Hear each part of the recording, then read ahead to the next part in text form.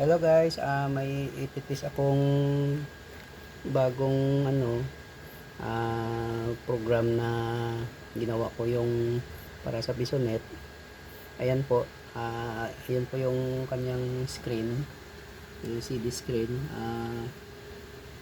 Ano lang po ito, simpleng config lang para sa Bisonet na 10 units or pwede rin gawing 15. Ayan po yung controller, Arduino Nano po yan. Sa ngayon pa lang po yan ang prototype kasi tinitest ko pa yung kanyang kung talagang stable siya. Ito yon yung mga bali limang timer board ng Alan. Meron dito isang medyo old model. Ito yung bago nilang board, yung maliit na lang pero okay rin. Teka, hugutin ko muna para makita nyo. Bali isang supply lang po ito kasi testing lang naman ito. Ayan po yung 12 volts na transformer, isang supply sa limang timer board. Ayan, i-plug ko na. Ayan po. Doon naman sa sa screen naka po sa ngayon sa computer 1. Bali yung number 1 ito po. Okay, 0. Nag-reset po kasi ako. Try natin hulugan ng 20. Ayan po yung coin slot. Ayan po, hindi niya tatanggapin kasi dapat mayroon pa kasi may ilalagay pa akong button dito kasi dito pa yung button temporary lang na nasa board mismo. Ayan, pindutin ko na po yung button. Iilaw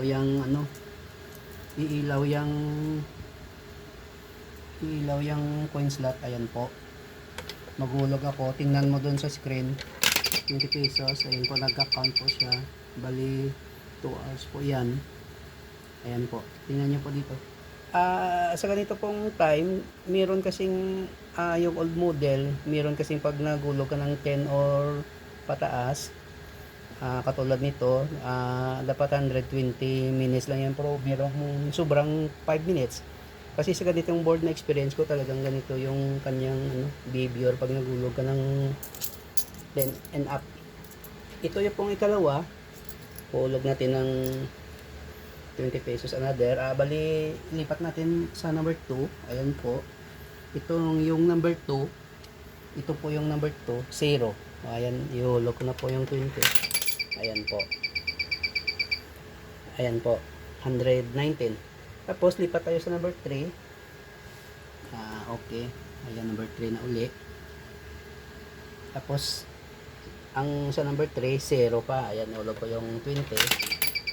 Magka-count po yan ng ayan po, 119. Tapos ito yung number 4. Subukan din natin. Para maiba naman, ulog kayo ng 5 piso lang. Ayan po, number 4. Okay, ulog ko. Number 4, 30 minutes. Ayan po. Tapos, yung panguli, number 5, wala na po kasing timer board. Gusto ko sanang damihin. Ayan, piso. Meron akong piso. Lipat ko muna sa number 5. Ayan po, nalipat na. Medyo lang yung clear. Hindi masyado maklear. Ayan po, ulo ko ng piso. 1 bit na siya. Ayan po. 6 minutes lang.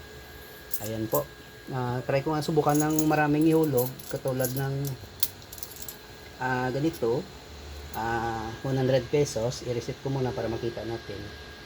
Dito po, sa number 5 na lang po ako.